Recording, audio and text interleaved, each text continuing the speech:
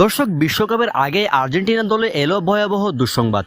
এবার নিকো পাচকে নিয়ে এসেছে বড় দুঃসংবাদ, যে খেলোয়াড়কে ঘিরে কিনা সব আশা ভরসা ভক্ত সমর্থকদের। এবার সেই নিকো পাচকে নিয়ে এসেছে বড় ধরনের দুঃসংবাদ আর্জেন্টিনার স্কোয়াডে। দর্শক, খুব সম্ভবত নিকো পাচ বিশ্বকাপের স্কোয়াড থেকে বাদ পড়তে যাচ্ছেন। কিন্তু কেন এই উদীয়মান তারকাকে নিয়ে এমন দুঃসংবাদ তৈরি হয়েছে তা নিয়ে বিস্তারিত জানাবো আজকের ভিডিওতে। দর্শক, নিকো পাচ হলো এমন একজন ফুটবলার যাকে বলা হয় পরবর্তী ডিমারিয়ার মতো ভীষণ স্কিল, পাসিং সবই রয়েছে তার মধ্যে, যে কারণে নিজের প্রথম বিশ্বকাপের ডাক পাওয়া নিকো পাচকে নিয়ে অনেক আশাবাদী ছিল ভক্ত সমর্থকেরা। কোমোতে গত সিজনে তার পারফরমেন্স ছিল এক কথায় রীতিমতো আগুন জোড়া। একজন মিডফিল্ডার হয়েও দুর্দান্ত গোল এবং অ্যাসিস্টের পাশাপাশি চান্স ক্রিয়েটও করেছেন বহু।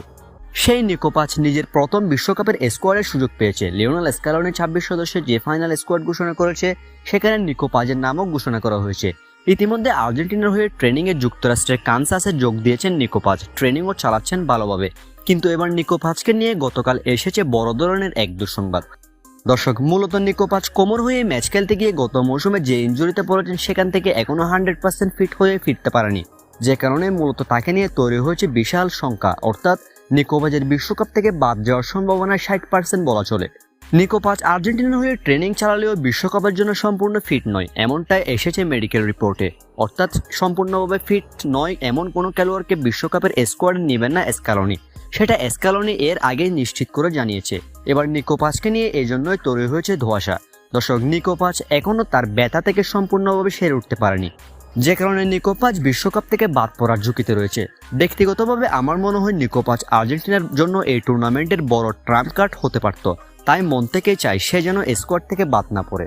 দর্শক, কেননা আমি সহ সকল আর্জেন্টাইন ভক্তরাই চাই নিকো পাচ বিশ্বকাপে খেলুক, বিশ্বকাপ কাঁপিয়ে দিক। তবে একটা বিষয় প্রায় নিশ্চিত করে বলা যায়, যদি কোনো খেলোয়াড় পুরোপুরি ফিট না থাকে তাহলে লিওনেল স্ক্যালোনি কোনো ঝুঁকি নেবেন না। প্রয়োজন হলে তিনি কঠিন সিদ্ধান্ত নিয়ে তাকে স্কোয়াডের বাইরে পাঠিয়ে দেবেন। এই বিষয়টা 100% নিশ্চিত। আর্জেন্টিনার গণমাধ্যম টিওয়াইসি স্পোর্টসের মতামত অনুযায়ী আগামী 3 দিনের মধ্যে ইতিবাচক সাড়া না পেলে নিকো পাচ বিশ্বকাপের স্কোয়াড থেকে বাদ পড়বেন। অর্থাৎ আগামী 3 দিন সময় নিকো পাচের হাতে। দর্শক, নিকো পাচ যদি আগামী 3 দিনের মধ্যে ফিরে আসে তাহলে দুশ্চিন্তার কোনো কারণ নেই। যদি এর মধ্যে সে শতভাগ ফিট না হয় তাহলে হয়তোবা বিশ্বকাপে আমরা দেখতে পাবো না নিকো পাচকে।